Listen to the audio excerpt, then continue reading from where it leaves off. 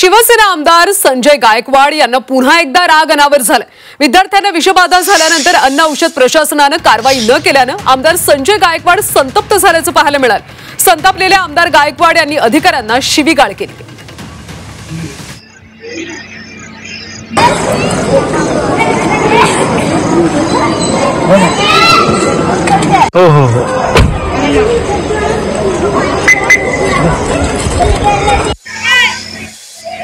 Food and ड्रग्सचे अधिकारी phone घेत नाही, इकडे गेले सुद्धा नाही, त्यांना विद्यार्थी काळजी नाही।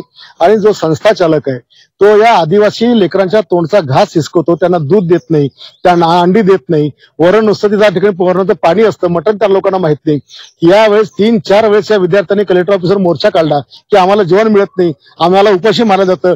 मग आदिवासी शाळा ह्या निर्माण केल्या कशा करता? आदिवासी भागात त्यांना खायला मिळत नाही, शिक्षण मिळत नाही, म्हणून त्यांना हॉस्टेल करून दिली। याची 75 लाखाची ग्रँट पर विद्यार्थी 21,000 पर महिन्याला यांना मिळतं। मग या संस्था चालकांनी एवढी का करावी की त्या लेकरांच्या तोंडचा घास खावा म्हणून? आणि मग मी आता फूड अँड ड्रग्स मिनिस्टरशी बोललो की आपण ताबडतोब कारवाई करा आणि आदिवासी विभागाच्या लोकांशी मी ताबडतोब आता बोलणार आणि कारवाई करण्याची मी विनंती करणार। दरम्यान लोकप्रतिनिधीने संयमाने वागले पाहिजे असा सल्ला पाणीपुरवठा मंत्री गुलाबराव पाटलांनी संजय गायकवाड यांना दिला।